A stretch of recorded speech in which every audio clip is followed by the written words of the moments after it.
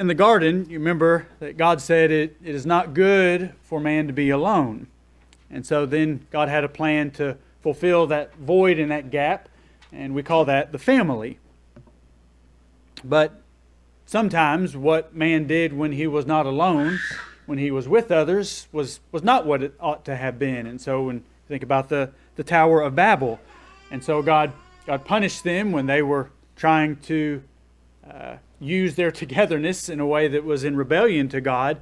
But even when he divided them, he didn't send them out, everybody to their own individual island. He still sent them out in groups.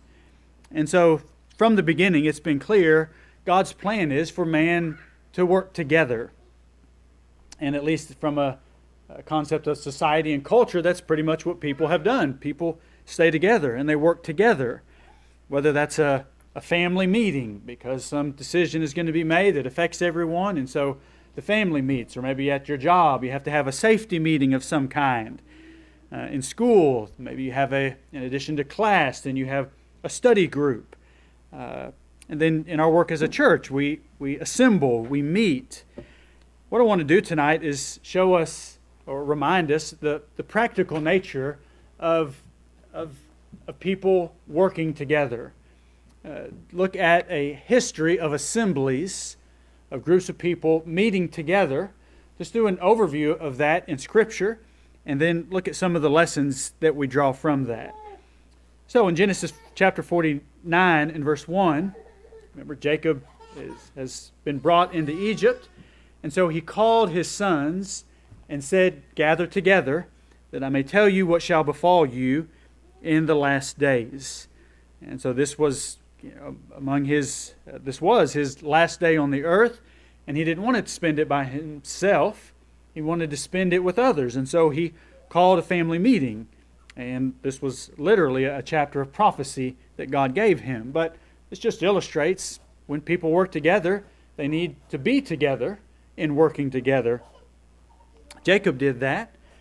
Go to the book of Exodus chapter 4, when God sent Moses and Aaron. He sent them to Pharaoh, but also to the children of Israel. And Moses and Aaron went and gathered together all the elders of the children of Israel. And Aaron explained the things that Moses had been told. So this was an assembly. This was a meeting of Moses and Aaron and the leaders as a means of communicating to them what God's will was. And then, of course, there were meetings throughout the history of Israel. Let's look at another example of that. Look at Leviticus chapter 23. Leviticus 23 and verse 3. When we think about the Sabbath day, maybe what's most well known about that was that was a day of rest. But did you also know the Sabbath day was a day of assembly for the people? 6 days work shall be done, but the seventh day is a Sabbath of solemn rest, a holy convocation. You shall do no work on it. It's the Sabbath of the Lord in all your dwellings. Convocation would probably be among the most unfamiliar words, at least for me, in this verse. The word convocation means something called out. I thought I had the definition here. Something called out, in other words, a public meeting. It can mean a rehearsal, a convocation, or even a reading. So the Sabbath day was not a day where all of Israel, the whole nation, gathered, but there were to be gatherings of some kind, of some sort, and the details of that are not given. And so whether it was just the family gathered, or maybe some in a particular community, whether the whole community gathered together, or some did, again, we don't have all of that detail. In the New Testament, what was happening on the Sabbath when they would meet at the synagogue. Commonly, Jesus read in the synagogue in Luke chapter 4. And when you read in the book of Acts, often Paul or others, they're going to the synagogue on the Sabbath. The synagogue itself wasn't commanded, but the gathering of Jews on the Sabbath day was. So the Sabbath day wasn't just a day to sleep in. It was a day of worship, not necessarily the whole nation in one place, but the whole nation was resting and worshiping on the Sabbath day. Go to the book of Deuteronomy. Leviticus, Numbers, and Deuteronomy. Deuteronomy chapter 1 and verse 3, "It came to pass in the 40th year, in the 11th month, on the first day of the month, that Moses spoke to the children of Israel according to all that the Lord had given him as commandments to them." And so God, of course, had told Moses what to say, but Moses didn't wait until the next Sabbath day or until the next feast day to address them. He gathered all the people of Israel, and this may have been an assembly that lasted several days for him to give them the entirety of this message, where he goes through their history, and then he reaffirms and repeats the present covenant that God had made with them. And then he talks about the future and what was going to be expected of them and what they could expect of blessing for obedience and of punishment for disobedience. What would have kept you, if you had been in Israel, what would have kept you from being at that meeting where Moses was speaking to the assembly? Would you have stayed home from that assembly because you had some friends in your home, or there was this concert or this game? Who would miss that assembly? The people. The nation was gathered together. Next, skip ahead to 2 Chronicles. 2 Chronicles chapter 17.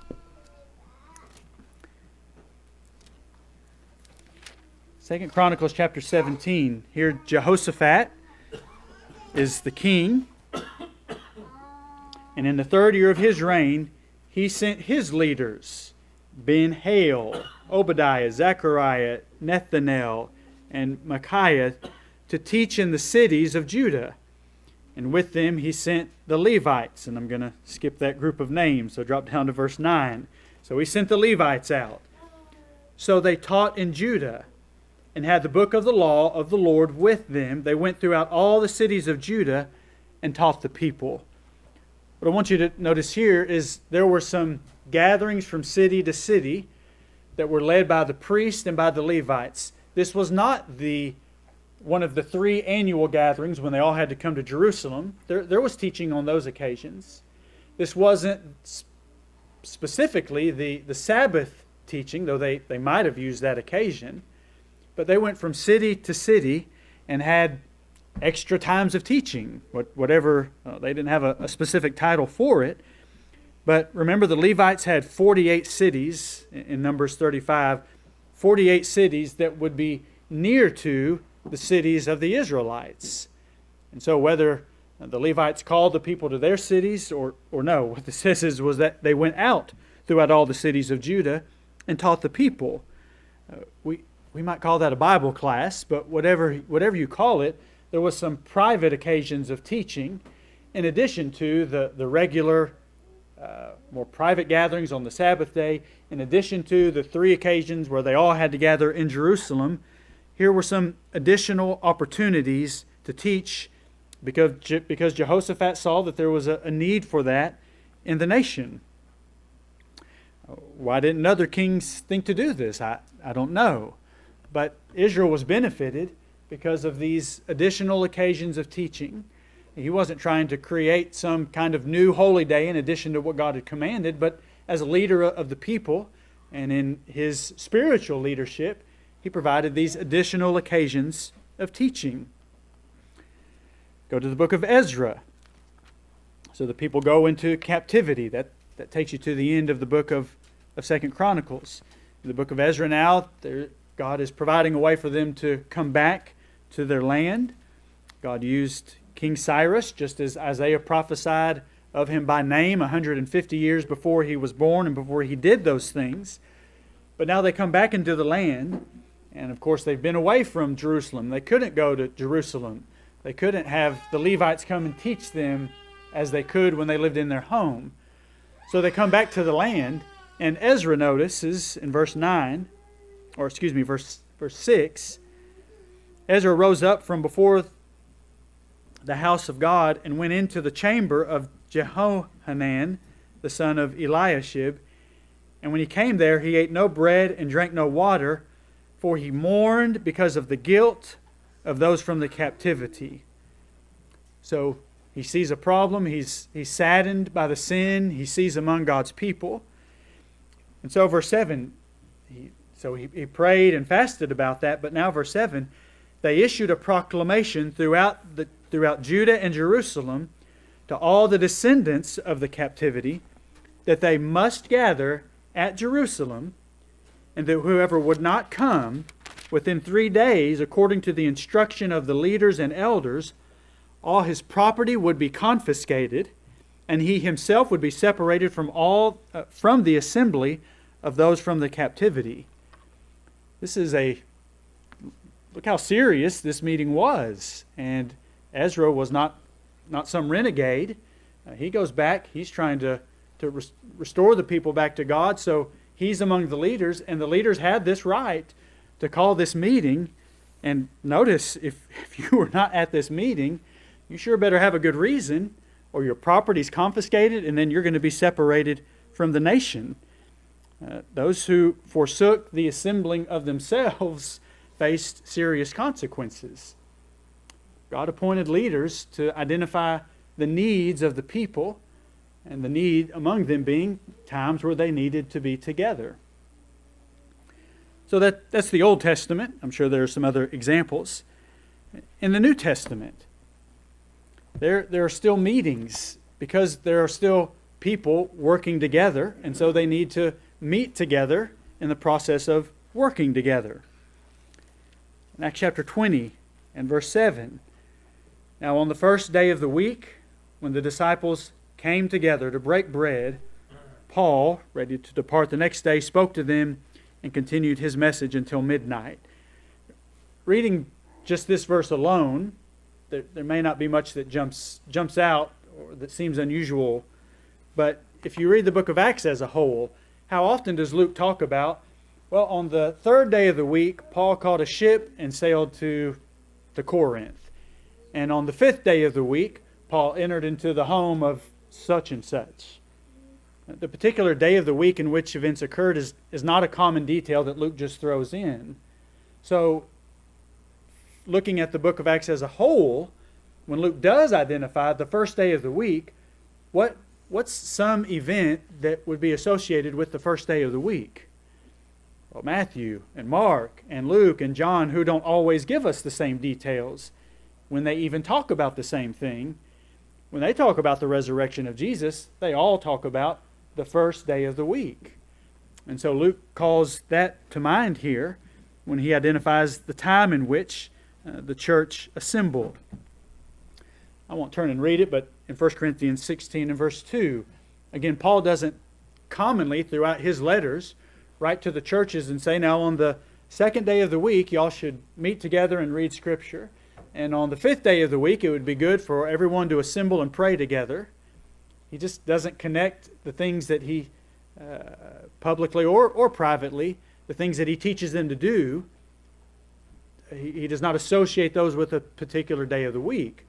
But when he writes about the collection, he says to do that on the first day of every week. So I have Revelation 1 and verse 10 there, because this is the verse where John mentions that the revelation that he received came to him on the first day of the week. He was in the Spirit, or not the first day of the week, but the Lord's day. He says, I was in the Spirit on the Lord's day, and he doesn't bother to stop and tell us when the Lord's day is. Well, that must be because the people to whom he was writing already knew when the Lord's day was. But if we read Revelation 1:10 by itself, we don't know when the Lord's day is. So all we can do is go back through the New Testament and look and see, well, what would be the candidates? What would John possibly be referring to when he called a particular day something so unique, something so specific that everybody knew what it was without him telling them when it was? And when we go back through the New Testament, the first day of the week is the only day that's of significance for Christians. So, the first day of the week is a day when saints are meeting together universally. Not all, of course, in the same place, but they're all gathering before the Lord, and they're gathering together consistent with their ability. And the rest of the New Testament teaches us what they did when they met together. Acts chapter 20 mentions they broke bread and there was teaching, and other passages give us other details. But my point is simply this. This is just consistent with the whole history of mankind and even of God's plans for them, that people who are committed to working together, they meet together. They were always meeting together on the first day of the week. Sometimes, though, they met more often. In the beginning of the gospel and of the church in Jerusalem, in Acts 2, verse 46, we learn that they were meeting daily at the temple. And even more so, it says that they were meeting with one accord. That emphasizes their unanimity or uniformity. They all uniformly were meeting with one accord. Now, there were people who were sick and other unusual interruptions, but they were all of one mind and working together to the point that for some amount of time they were meeting every single day.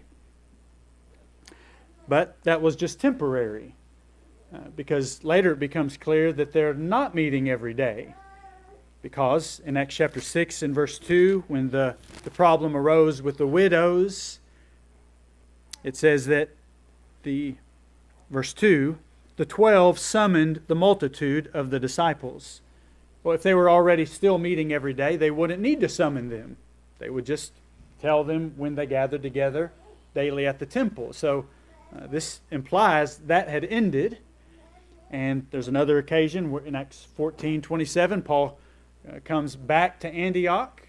And when he comes back, he gathers the church and he gives them a report of what God had done with them.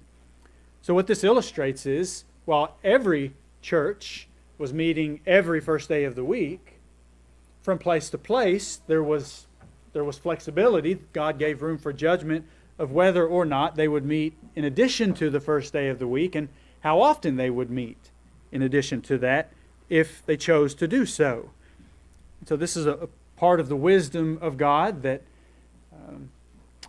the churches in the New Testament, they were not organized and bound together by some earthly overseer who was looking over all the churches in a district or in a region or in a nation, much less one man overseeing churches all over the globe and telling them when and how often they need to meet. From congregation to congregation, they could be flexible. They could meet at different times and on some different occasions for some different reasons according to the needs of that particular congregation. One more meeting, though. Turn to Acts chapter 19. Somehow this one didn't make the cut on the chart. But turn to Acts chapter 19 and verse 29. Paul is in Ephesus. Ephesus is a place where the Greek or Roman goddess Diana was revered. And so as he comes preaching the gospel, there are some who don't like that. And so the whole city was filled with confusion and rushed into the theater with one accord, having seized Gaius, Aristarchus, Macedonians, Paul's travel companions. The people all rushed together, and they're chanting for several hours, "Great is Diana of the Ephesians." That's what had brought them together. Well, the overseers of the area, the civil leaders in verse 39, said, "If you have any other inquiry to make, it shall be determined in the lawful assembly." So there was this unlawful, riotous assembly. But then the leaders of Ephesus said, well, if there's a problem, then let's deal with that in a lawful assembly. And remember that this word assembly in verse 39, that's the same as the word church. It's the same word, it's just translated differently. I don't know all of the reasons for that. As I said this morning, I don't have training in the language, but there's enough study tools that lets an average person like me know this is the word church. The word church is not a new spiritual word. When the Holy Spirit gave the word church, He was talking about a group of people assembling. And in this case, you have an assembly that is against the gospel, in contrast to what we typically think about the assembly or the church of being an assembly that's the result of the gospel. And so my point is, even those who are outside of Christ recognize the need for assemblies at times. And since the beginning of man, there's been a need for people who are working together to meet together. That's just a basic, common human need, isn't it? So next, I want to go through 4 lessons that we learn from the nature of assemblies, and then especially that help us understand the work that we do together. First of all, this teaches us that assemblies are common to man. This isn't something that God especially cooked up or planned up for the gospel. This was something that man was commonly doing, and it met the need of God's people. And so God instructed that Christians would meet together. Some assemblies, as we've read already, God dictated, God defined how often and when it was going to be, and the activities of that day. But then also we noted that God in His wisdom and in His plan also permitted for those who were leading the group, leading the church, to call for some additional assemblies as they recognized the need of that congregation. Look at 1 Peter chapter 5 and verse 5. 1 Peter chapter 5 and verse 5.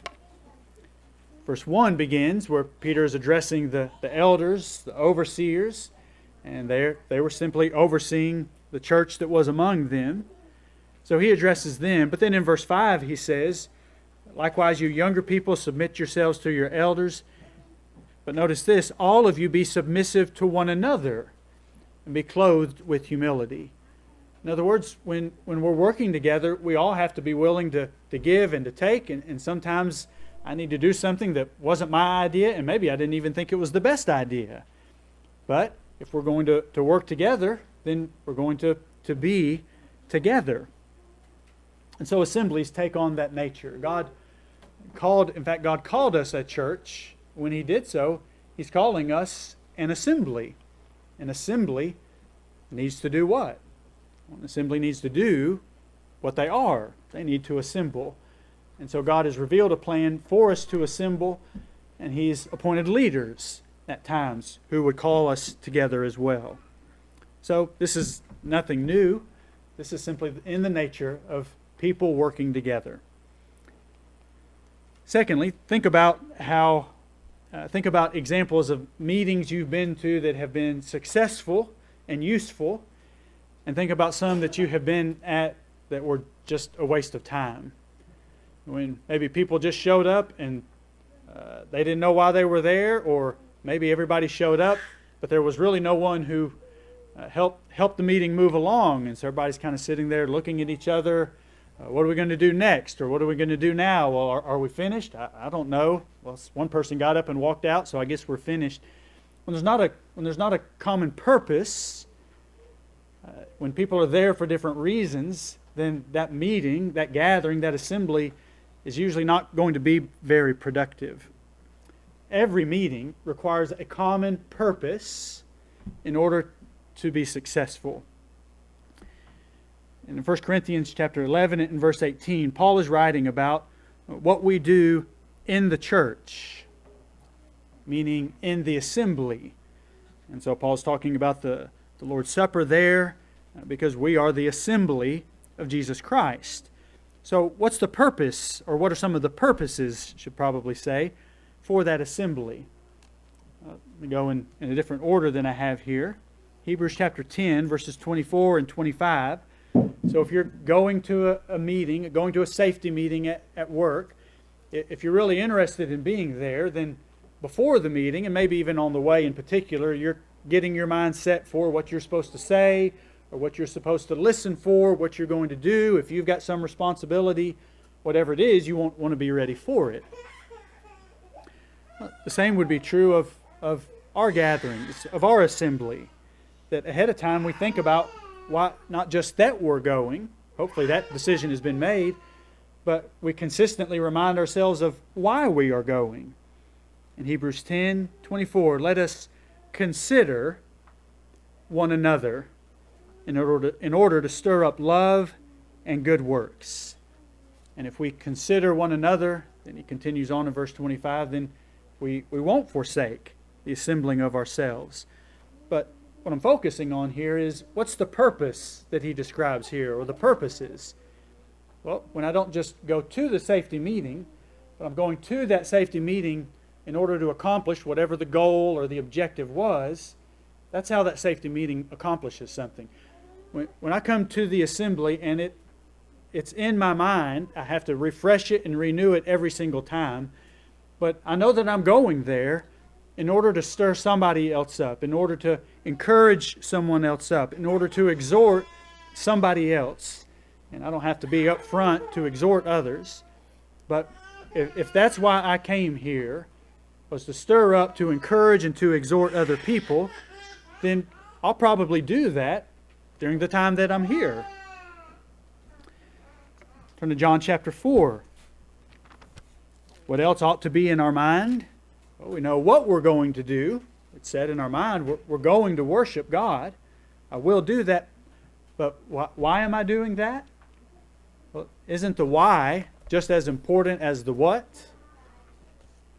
God looks at the heart. He looks at the outward man, at what we do, but He looks at the inward man. So what does God want to see when we worship? What does God want to see when He examines our hearts as to why we're singing these songs? Maybe this isn't the style of song, the kind of song that I would typically sing at any other time. So why am I doing it now? John chapter 4, Jesus, in talking to the woman from Samaria, said in verse 23, "The hour is coming, and now is, when the true worshipers will worship the Father in spirit and truth." But notice this part. "For the Father is seeking such to worship Him."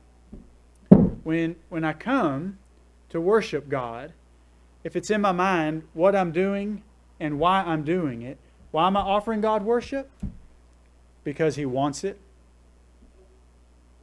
Because He wants it. As we sang earlier, great is thy faithfulness. We can make a long list of what God has provided for us yesterday and the day before that, and as far back as our memory will let us go. He's done that, and He said that He wants us to worship Him. Is that a good enough reason? He wants it, and He deserves it in addition to that.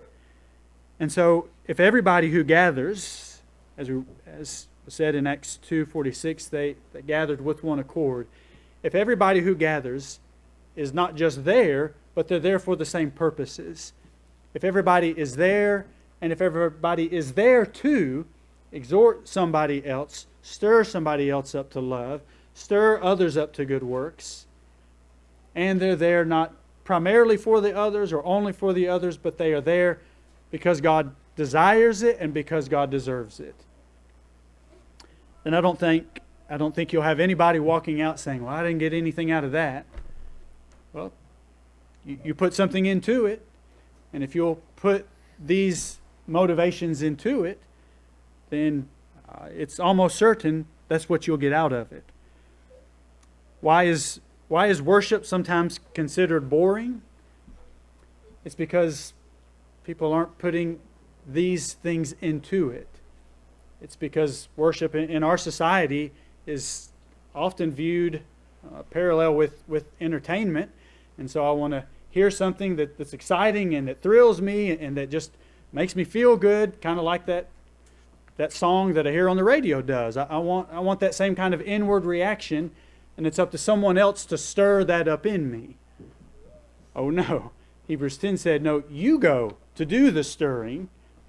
You don't go as an audience for someone to simply stir that up in you. You'll receive it, but you'll receive it if you're there to give it. And so any assembly requires a common purpose. And when we have God's purposes, then it will accomplish for us and in us what God intended for it to.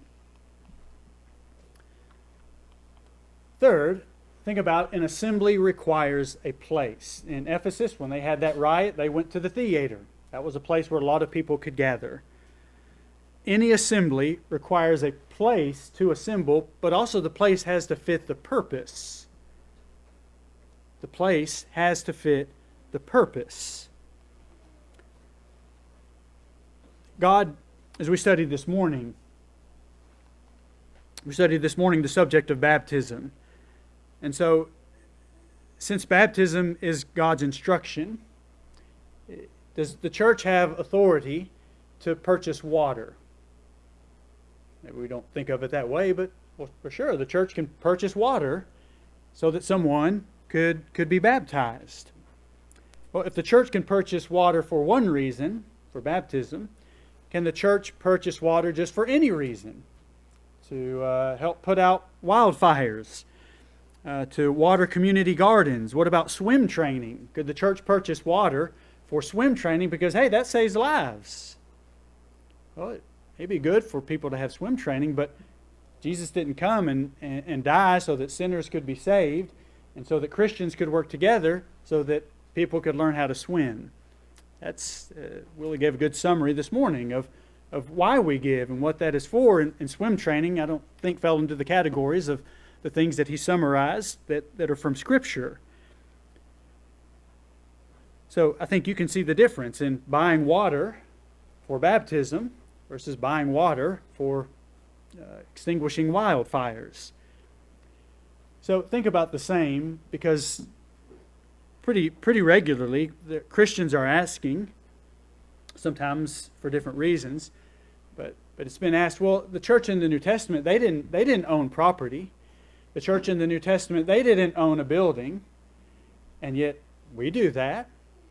And since we do that, which isn't in the Bible, it's okay if we do other things that are not in the Bible. And sometimes an area where that comes up is the church sponsoring recreation, having a gymnasium or a cafeteria or those kinds of things. And sometimes the reply is, well, no, I can't find that in the Bible, but you can't find a building in the Bible either. So we just all do things that aren't in the Bible, so what difference does it make? Well, do we have permission? Do we have authority? Is it a legitimate option for a local church to use the funds that they have to purchase property or to rent a place? Well, what the church has authority to do is to assemble. God said to assemble. Did he say how big the plot of land has to be that you assemble on? No. He didn't give all those details, rent or own or lease. He told the church to assemble. That's why we have authority as a church to use our funds to purchase a place where we can do what God told us to do. And if it's the best use to purchase it, great. If it's a better use to rent it, great. There is judgment in those decisions. So what about the church building a gymnasium? Does the church have authority for that? Well, what's the purpose of a gymnasium? Does the purpose of a gymnasium fit the purpose for which God tells Christians to work together and to meet together? It doesn't. Let me give some other examples just to help you exercise your senses. Or maybe I'm not there yet, but here are just some examples. These are pictures from the Philippines of different places that Christians are meeting over there.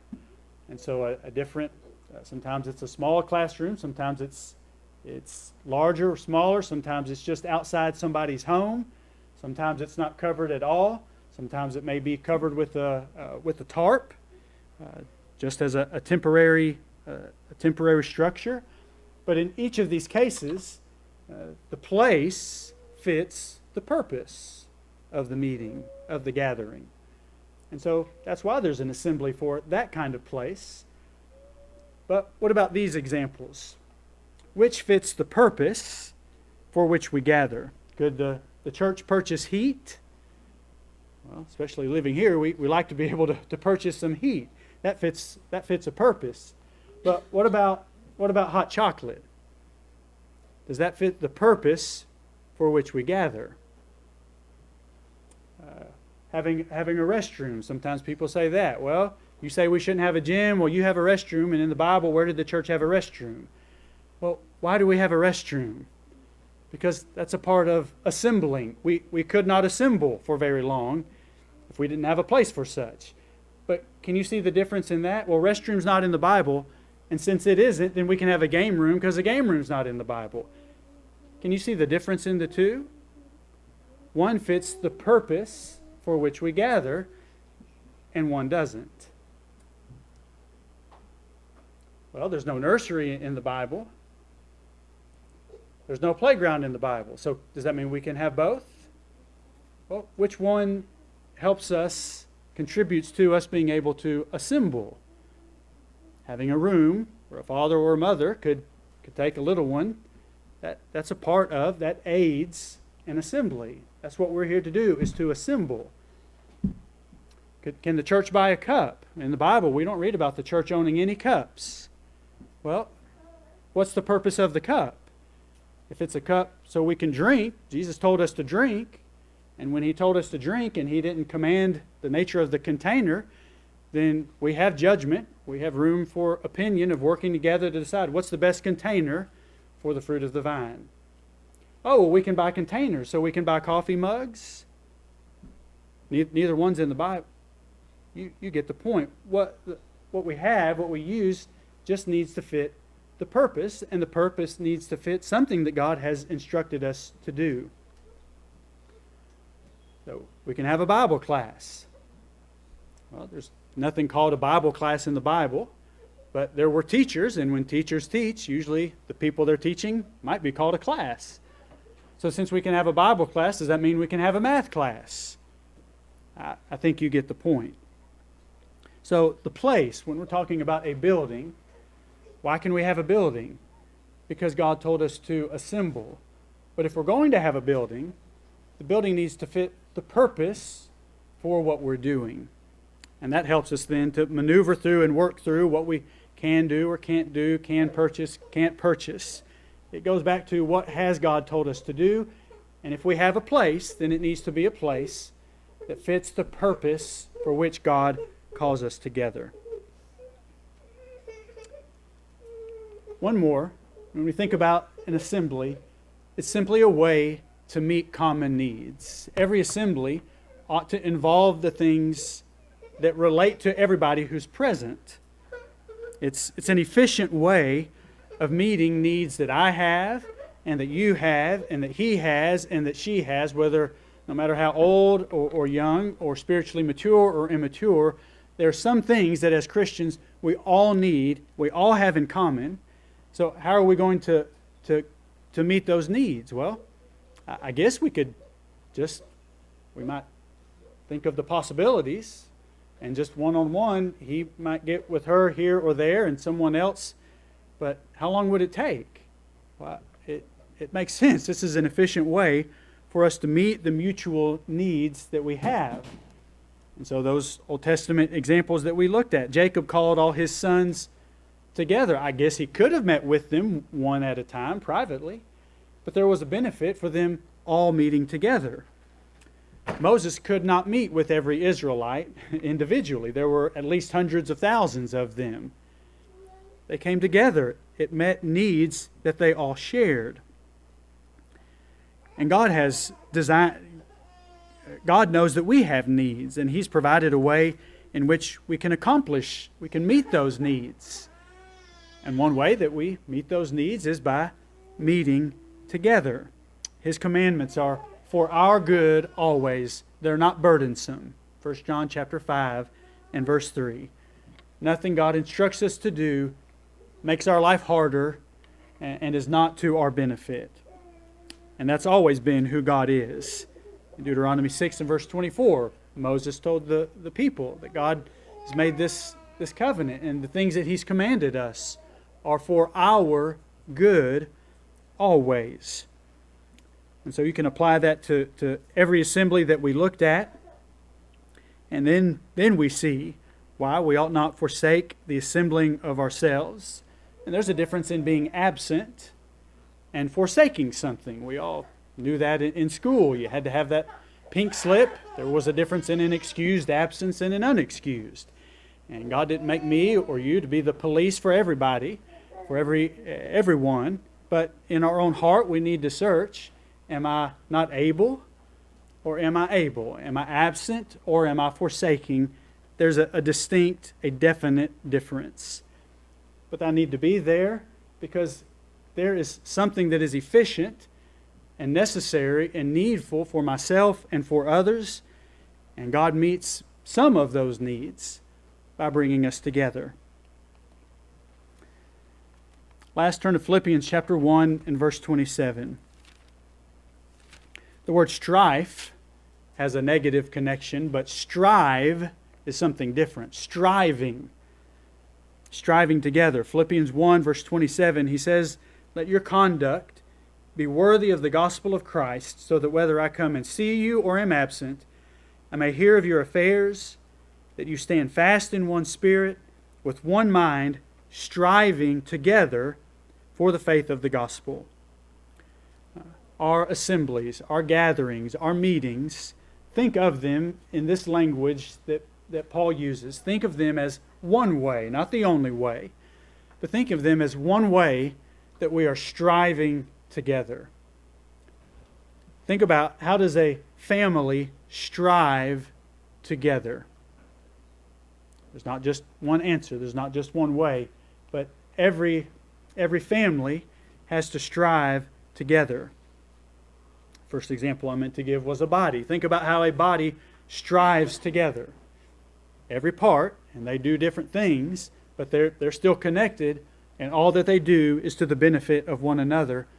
Our assemblies are like that. It's a way that we strive together. Think about an army, how an army has to strive together. I haven't never been in the military, but those who have been understand that and could express that better than I. But an army has to strive together. A nation or a kingdom has to figure out how to strive together. If they don't, then eventually there will not be one, there will be two or three or more. A nation composed of people of different backgrounds and different priorities, if they don't have some values, some principles, some laws in common, then they can't continue together. Two can't walk together unless they have some basis of unity. And so as we think of ourselves as being fellow citizens, then think about our assemblies as a way in which we strive together.